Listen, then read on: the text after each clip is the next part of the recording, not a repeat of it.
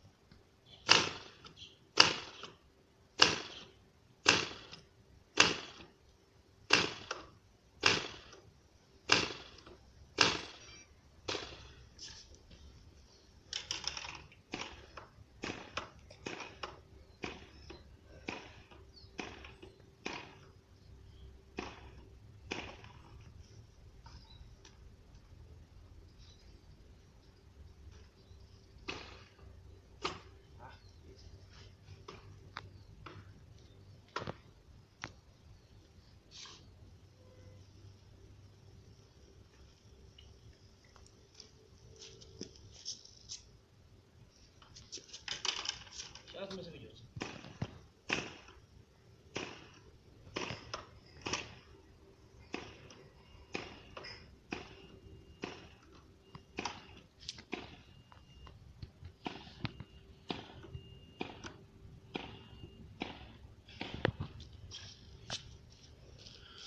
Сейчас войдем на заправку, закапну диффузор. Все, заправку взял, вот. Держись, да?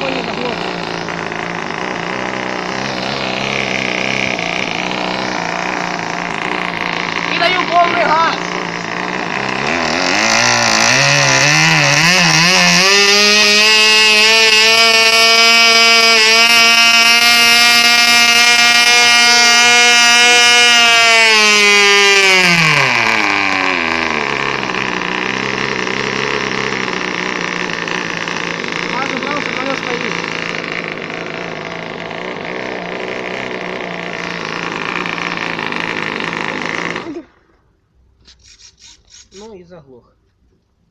Не получилось завести самолет, там пара севшая. Будем накатывать пару. Ну, я немножко там подтримировал, поэтому газ должен заглохнуть. Всем спасибо за просмотр, всем пока.